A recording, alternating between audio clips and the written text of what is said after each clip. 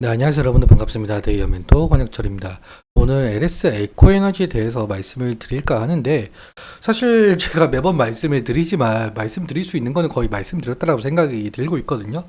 뭐 LS 에코에너지에 대한 사업들, 모멘텀, 그리고 LS 전선이 현재 LS 에코에너지를 매입하는 이유까지, 그리고 저번 영상에서는 제가 이 히토류 관련, 이 베트남 관련해서도 말씀을 드렸었죠. 그래서 여러분들께서도 LS 에코에너지에 대해서 궁금하신 점이 있다면 꼭 댓글 남겨주셔가지고요. 제가 그 궁금증들 모두 해결해 드릴 테니까요. 꼭 남겨주시면 정말 감사할 것 같습니다. 일단 제가 오늘 말씀드릴 내용은 현재 LS 에코에너지가 이 4거래일째 기간 조정에 있는 것으로 확인이 되고 있는데, 과연 이 구간을 좀 이탈을 할 것인가, 지지를 해 줄 것인가, 기술적인 측면에 대해서 말씀을 드리려고 하고요. 그리고 지금까지 이슈가 어떤 것들이 있었는지 다시 한번 정리해서 말씀을 드리려고 합니다.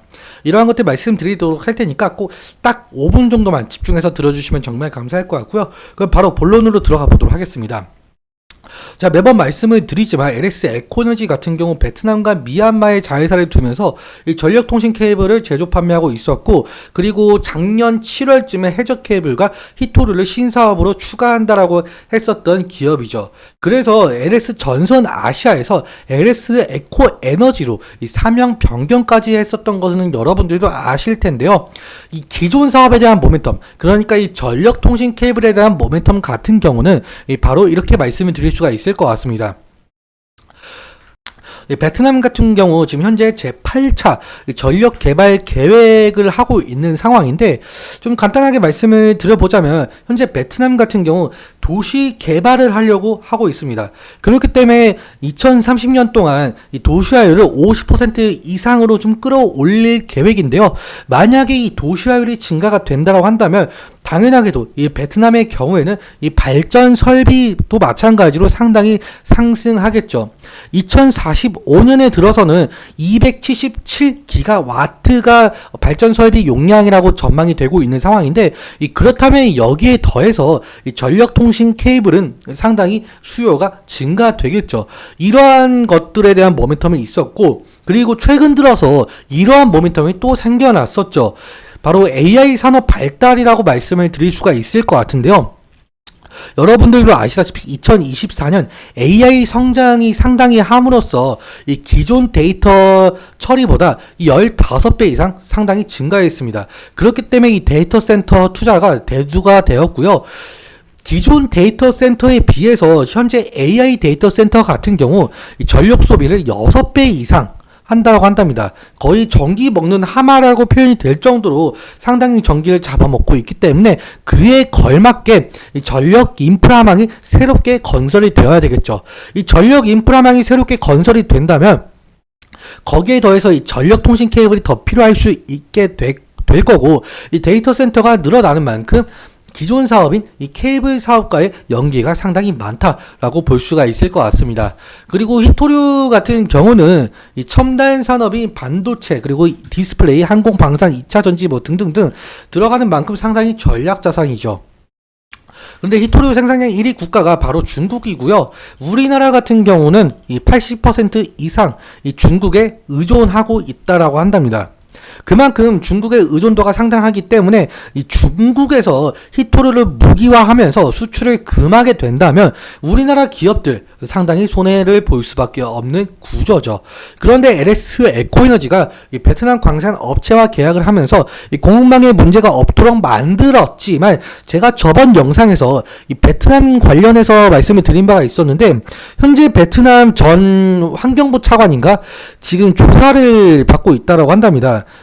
광산 업체의 비리 뭐 이런 것들이 지금 드러난다라고 하는데, 그래서 우리는 이 중국도 마찬가지이긴 하지만 베트남도 공산주의이기 때문에 이러한 점 조심스럽게 바라봐야 되는 점이 있다라고 말씀을 드릴 수가 있어요. 그리고 사실 히토류 같은 경우는 네오디뮴이라는 원소가 있는데, 이 네오디뮴이 이 붕소와 철을 합금해서 만든 것이 네오디뮴 연구 자석이에요. 히토류 사업을 통해서 이 네오디뮴 연구 자석을 만들겠다는 뜻으로 보이고 있는데, 이 네오디뮴 연구 자석 같은 경우 활용 분야가 상당히 많습니다. 이 전기차, 뭐 내연기관차, 풍력 발전, 가전제품 등등등 다양한 곳에 이 모터로 활용이 되고 있는 상황이거든요. 사실 아시다시피 전기차 시장 규모 상당히 커지고 있죠. 그리고 풍력 발전 시장 규모, 해상 풍력으로 인해서 시장 규모 상당히 커지고 있습니다. 이 가전제품도 마찬가지고요. 그렇다 보니까 이러한 곳에 활용이 될 수가 있으니까 이 수요도 늘어날 수가 있다라는 말씀 드릴 수가 있을 것 같고요. 이 다음으로 신사업으로 추진 중인 해저 케이블의 같은 경우는 지금 러시아 우크라이나 전쟁, 그리고 오늘도 이슈가 있었었죠. 이스라엘이 지금 하마스 1인자를 피살시켰다라는 이슈. 그러니까 악화 일로를 걷고 있는 상황이에요. 중동 정세가 상당히 어지럽죠. 그래서 전 세계적으로 천연가스나 석유 같은 자원들에 대해서 공급망이 악화가 될 것이다라는 전망이 있었습니다. 그렇기 때문에 이 신재생 에너지인 풍력이나 이 태양광 등이 좀 각광을 받기 시작을 했고요. 이 중에서 해상 풍력 발전을 꾀하는 나라가 상당히 많아졌고, 해상 풍력을 한다라고 한다면 이 전기를 육상으로 좀 끌어올 수 있기 위해서는 해저 케이블이 상당히 필수적이다. 이렇기 때문에 해저 케이블에 대한 모멘텀까지 있었다라고 볼 수가 있을 것 같습니다. 여기까지 지금까지 이슈 정리해서 말씀을 드렸고요. 그럼 기술적인 측면에 대해서 말씀을 드려보도록 할 텐데, 이 차트 보면서 좀 이어서 설명 보도록 하겠습니다. 현재 LS 에코에너지 지금 2시 57분을 지나가고 있는 상황인데 한 1% 정도 상승을 하고 있는 모습을 보여주고 있죠. 그리고 앞서 제가 초반에 말씀을 드린 바가 있는데 지금 4거래일째 정도 기간 조정이 나오고 있는 모습을 확인을 할 수가 있어요. 제가 저번부터 말씀을 드렸지만 첫 번째 지지 라인은 이 구간이다라고 말씀을 드린 바가 있었는데, 그런데 지금 5일째, 그러니까 저번 주 목요일에 확실히 이 부분을 이탈을 함으로써 이제는 우리는 다음 지지라인을 봐야 될 것 같다라는 말씀 드린 바가 있었습니다. 일단 어제 그리고 그저께, 저번 주 금요일까지 4거래일째 지금 현재 이 부분을 좀 지지해주고 있는 듯한 모습을 보여주고 있죠. 그래서 2차적인 지지라인은 이 부분이다라고 말씀을 드릴 수가 있을 것 같고요. 그리고 현재 여러분들도 지금 보시다시피 이 120일 이평선이 올라오고 있는 상황으로 보이고 있죠. 그래서 이 120일 이평선을 타고 지지를 계속적으로 해주는지가 관건으로 보이고 있습니다. 그리고 만약에 이 120일 이평선 완벽하게 지지를 해주고 이 저항 부분을 돌파를 해준다라고 한다면 다행이지만, 만약에 돌파 시도가 나왔음에도 불구하고 하락을 하게 된다면은 여기 지지라인 지지 다시 받는지 확인해 주시고, 만약에 이 지지라인을 이탈할 시에는 리스크적인 관리는 필요할 수 있을 것으로 보이고 있죠. 그리고 이 돌파하고 나서 상승을 한다라고 해도 여기 5월 30일에 신고가를 한번 찍은 적이 있기 때문에 이 신고가 부근은 매수의 심리보다 매도의 심리가 더 강할 가능성이 상당히 높다. 그렇기 때문에 이러한 점 인지해 주시면 좋을 것 같다라는 말씀 드린 바가 있었습니다. 그렇기 때문에 오늘도 다시 한번 이런 말씀 드리는 거고요. 일단 수급적인 측면도 잠깐 살펴보자라고 한다면, 어제 같은 경우는 이 개인이 3만 주 매도가 진행이 되었고 외국인과 기관 매수가 진행이 된 점을 확인할 수가 있습니다. 지금 오늘과 어제도 마찬가지로 기타 법인에서 매수세가 들어오고 있는 상황인데, 이 기타 법인이라고 한다면 제가 저번 영상에서도 밝혔지만 LS 전선이라고 할 수가 있겠죠. 그리고 제가 LS 전선이 현재 LS 에코에너지 지분을 매입을 하는 이유에 대해서 제가 IR 담당자와 통화를 하면서 밝힌 바가 있었습니다. 그래서 좀 자세하게 보실 분들은 제 영상 봐주시면 감사할 것 같고, 간단하게 말씀을 드리자면 LS 전선 IR 담당자 분께서 현재 LS 에코에너지 지분을 매입을 하는 것은 이유가 없다라고 말씀을 주셨거든요.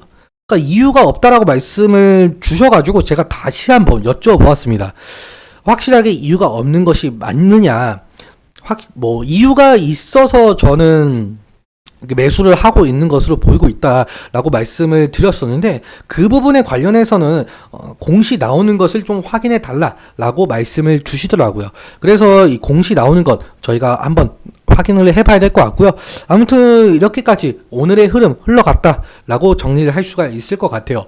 오늘은 여기까지 말씀을 드리면서 앞서 말씀드렸다시피 여러분들께서 이 LS 에코에너지에 대해서 정말로 궁금한 점이 있다면 꼭 댓글 남겨주시면 정말 감사할 것 같고요. 그리고 오늘 말씀드렸던 내용들과 그리고 차트적인 부분에 대해서는 제 개인적인 견해가 상당히 있을 수밖에 없기 때문에 여러분들의 주관적인 견해와 함께 투자를 현명한 선택하셨으면 좋겠고요. 오늘도 시청해주셔서 너무 감사하고 지금까지 데이어 멘토 권혁철이었습니다. 감사합니다.